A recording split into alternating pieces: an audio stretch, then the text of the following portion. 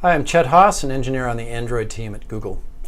Recently at Google I/O 2013, we gave a talk called A Moving Experience, which was about various animation techniques and capabilities of the Android platform. And a lot of these techniques centered around some of the principles of animation that early cartoon animators came up with. And I want to talk about a couple of those briefly today. One is anticipation, and the other is overshooting or follow-through. And these techniques, along with a host of other techniques, are used to help the users, in their case, the viewers of these cartoons, very quickly understand what was going on the screen. They had very few frames to work with, sometimes 24 frames a second, or actually more like 12 frames a second, maybe even 6 or 8 frames a second. So there wasn't a lot of time in any particular second to understand the action. And the actions would happen really quickly. And they needed the users to be locked onto the action in the cartoon constantly, because if they missed it, it was gone and they didn't have time to rewind and see what had happened. So instead they gave as many indications and aids to the user as possible, to the viewer as possible, so that they could really clue into what was going on. Well, we have the same problems to some extent in user interfaces, where you really need the users to understand what's going on in your application. If many confusing things are happening, if you're replacing entire screens with entire other screens, if the workflow is really complicated as you go from activity to activity or screen to screen or view to view, then how is the user supposed to not get lost in your application? What you really want them to do is be completely locked into the flow that you imagined for your application, so that they understand that flow as well as you did when you wrote that incredibly complex UI. Well, if you can use some of the techniques that they came up with cartoons, then maybe you can help the users understand the interactions that they're having with your application as well, and help them understand and be more productive with your application at the same time. So it's sometimes a little bit of a stretch between these cartoony effects and maybe the effects that you're looking for in your application. But it is possible to sort of connect these dots and say, okay, given this technique, what they were going for, how could we actually apply that technique, if maybe not make it quite as cartoony in the business context? Anyway, let's see the actual demo. So we have a demo here called Live Button. If you click the button interacts. So there's a couple of different interesting elements to this. One is the anticipation, where when you click on the button, it gets smaller.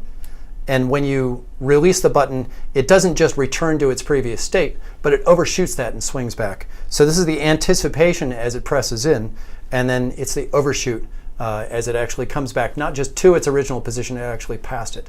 There's some interesting aspects to this. One is that it makes the objects feel more organic and natural.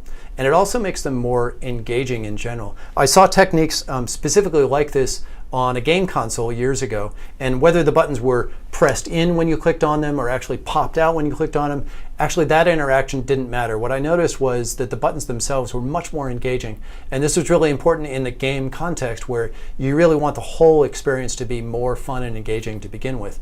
And it helps the user feel like they're really interacting with the machine in the game instead of just clicking buttons in a user interface.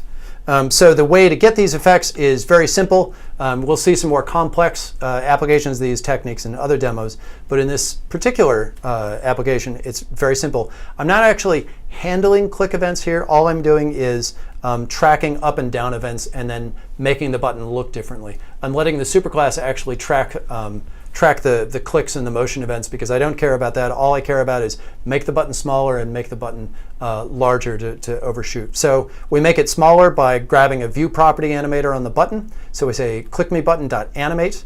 We set the interpolator to this decelerator, which is a decelerate interpolator that we defined above.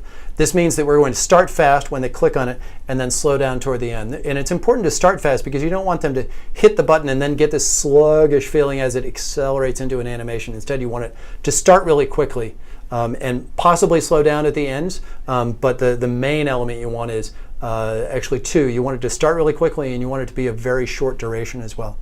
So we use a decelerator here, and notice that I actually changed the duration of the view property animator to 200 instead of its default 300, because I wanted the animation to be very quick.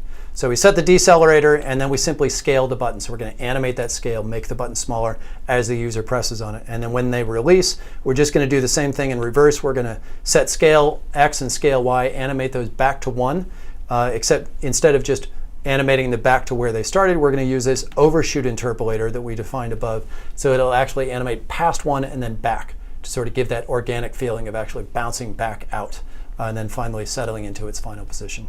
Anticipation and overshoot, or follow through. Very important elements of cartoon animation, applicable to some cases of user interfaces. If you want the interface to be more indicative to the user of actually what's happening in the flow, or simply more engaging and playful and organic. Thanks.